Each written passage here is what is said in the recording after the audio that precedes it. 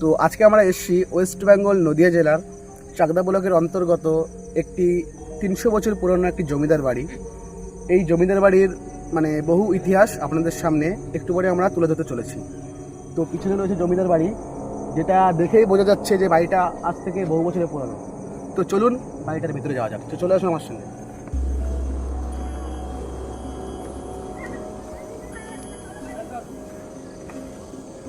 তো এই জমিদার বাড়ি ঢোকার আগে একটি বড় নোটিশ বোর্ড এখানে টানানো আছে, তো একটু বলবো দেখানোর জন্য।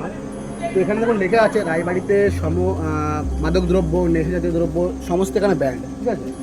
প্লাস এই পরে রয়েছে একটি পুকুর, এই পুকুরের যত মাছ আছে সেগুলো ধরা বন্ধ। যদি এইসব কথাকে অমান্য করে তাহলে এখানে লেখাই আছে যে এইসব বিধি যদি কেউ নিষেধ অমান্য করে তাহলে তাকে আর্থিক জরিমানা দিতে হবে এবং তার বিরুদ্ধে প্রশাসনিক মামলা জাহির করা হবে।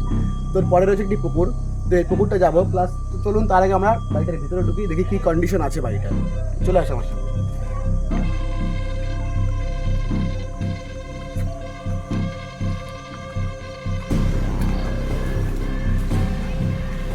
তো একটু উপর দিকে দেখানোর জন্য বলবো, এখানে দেখুন যেহেতু এটা অনেক বছরের পুরানো, তো সেহেতু এখানে কাঠ দিয়ে একটি মানে ছাদ তৈরি করা হয়েছে এবং সাইড দিয়ে এখানে যত গ্রামের লোকজন আছে সেখানে সেই আমাদের গরুর যেই মলটা হয় সেটা এখানে ঘুটে দিয়ে রেখেছে জানানোর জন্য।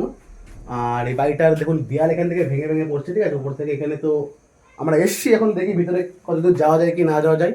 তো আমার সঙ্গে চলে আসুন।